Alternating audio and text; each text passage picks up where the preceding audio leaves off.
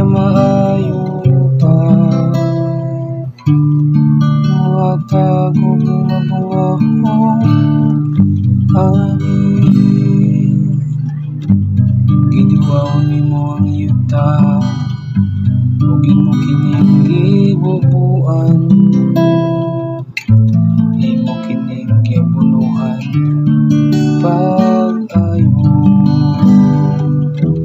Napuno ang mga katubigan sa Dios, ug imong giandam ang binhi. Ang binhi nga nahulog sa maayong yuta. Muhatag o bumabungahong ani. Inguni ang imong pag-andam sa yuta. Gibubuan mo ang iyang mga tudling. Gitugmok mo ang iyang mga bukod. Gihumok mo kini sa makusog nga ulan. Gipanalanginan mo ang iyang abot. Ang binhi nga nahulog sa maayong yuta. Muhatag o bumabungahong ani.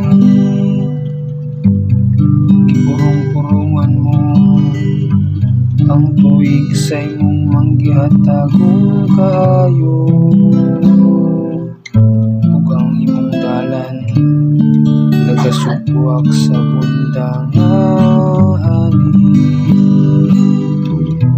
Ang wala matikad nga kaumahan nagasugwak nini. Ug ang kalipay nagatugo sa kabungturan. Ang binhi nga nahulog sa maayong yuta. Muhatag o bumabungahong ani. Ang kaumahan na puno sa panon sa kayupan. Ug ang mga lugod gihabulan sa mga tanom. Nagasinggit sila ug nag-awit sa kalipay. Ang binhi nga nahulog sa maayong yuta. Muhatag o bumabungahong ani. Ang binhi nga nahulog sa maayong yuta.